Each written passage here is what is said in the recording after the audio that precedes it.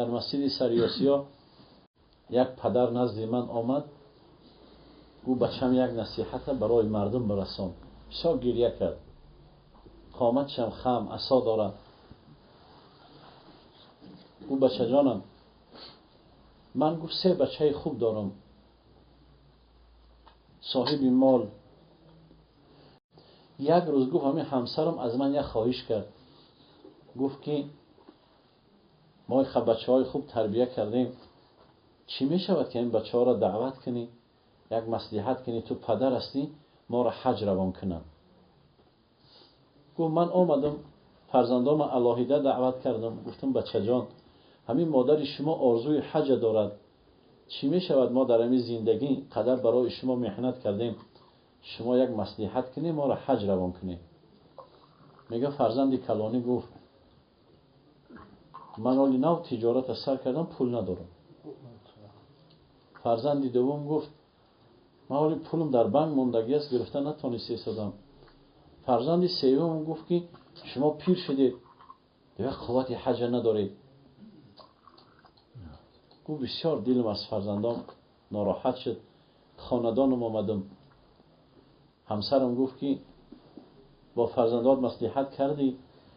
میگه من نخواستم که دل همسرم بماند. گفتم بله مصلحت کردم، وعده دادن که موسم حج آمد شما را حج روان میکنیم. گفت موسم حج آمد، نفرایی که پدر و مادرش دوست می‌دارد نقشه ها کشیده دوادو دارند. این همسرم دید است که از فرزندا صدای نیست، در فراق خانه خدا شبها میگریست است. من نمیدانم، یک شب و بیدار میشم بالای سرم همسرم گریه داره. گفتم چرا گریه میکنی؟ گفت همین دیلم درد میکنه. گفت صبحگاهان دستی همسر ما گرفتم نزد طبیبا بردم. طبیب زمانی تشخیص کردن گفت بابا جان این کس کی میشه؟ گفتم این همسر ما. گفت همین دیلش بیمار شده است از غم. همین چند دارو نوشت، گفت همینا را در حال خریداری کنید که این مادر این دیلش بسیار خطرناک است. گفت دارو خط گرفتم، نفقم نمیرسه. فرزند کلانی ما زنگ زدم، گفتم بچه جان همین مادرت بیمار است، چی میشه در همین خریداری دارو یاردم کنی؟ او با یک آوازی دغل گفت من پول ندارم. گفت خاموش کرد. او فرزند دوم ما زنگ زدم، گفت مادر بیمار است. فرزند دوم من گفت صداش دغل آمد. سوم شب زنگ زدم، گفتم آچتون بیماره، همین دلش درد میکند، نزد طبیبا بردیم چند دارو نوشتن، چی میشه آدمی یک دو دارو عکش یاردم کنی بچم؟ گفت این طبیبا همه دروغ میگن، او آچم بیمار نیست، او شما را آزار میته. او همه چند دارویی که قدرت داشتم خریدم. یک نماز شام گفت در خانه تنهاییم. فرزند کلانی را زنگ زدم. بعد شام او همین خاموش کرد تلفنش. باز زنگ زدم خاموش کرد. سوم بار گفت زنگ زدم که هم فرزند خوردین برداشت تلفن برادرش.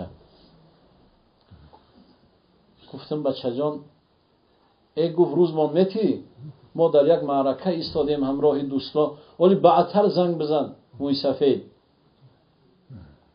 ما یک خصلت داریم خیال میکنیم که این پدر موی سفید بگیم خرسند میشه. این باور کنی برای پدر تحقیره که فرزند میگه موی سفید. آخه یگان وقت همین پدرها نام فرزندش کودک نمیگه، بچه جان میگه. اگر کسی پدرش موی سفید بگه باور کنی این باور که خدا نمیبخشه. پدر نامش موی سفید نیست، نامش پدره. میگه باز زنگ زدم بچه ما برداشتم، بچه جان یک دقیقه سخن ما گوش کن. گفت وقت نداریم. گفتم یک لحظه. گفت بگو. گفتم خدا دولتتون از سرتان بمانه. همین مادرتون بالای زانوی من جان داد، پگاه به جنازه مادرتون بیاییم. حیف فرزند که به ناموس و به عار شود، وقتی پیری پدر و مادری او خوار شود. باور کنید دوستای عزیز، بعضی جوان هم میبینی ماشینش و کتگیش و داراییش، لیکن پدرش مثل گدا زندگی میکنه. خدا نمیبخشه ما را، خدا هیچ وقت ما را نمیبخشه که ما بالای رختهای ملایم کتگی کنیم، پدر و مادر بالای رخت قاق باشه. گر در حق ما دعای مادر نشود، در زندگی عمر ما منور نشود. 100 سال اگر خدمت مادر بکنی، بر یک شب زحمتش برابر نشود. انا دوستان عزیز، با کل هموطنان و غریبانی در شهر مسکو بوده، با شما توصیه میتونم شرکت محیدین مرامت این رقمشون واتساپ دارن، مرامت زنگ بزنین. آفیسشون در مترو ودنی استادیون های، آفیسشون مرامت کنین برادرها. البته ماشین های نو و زمانوی در خدمت شما. مرامت تنها شما زنگ زدن برای گذشتن سرحد در خدمت شما شرکت محیدین. باقی سربلند و خانه آباد باشین، همه وقت جیبکاتون پری پول باشد. زنده باشین.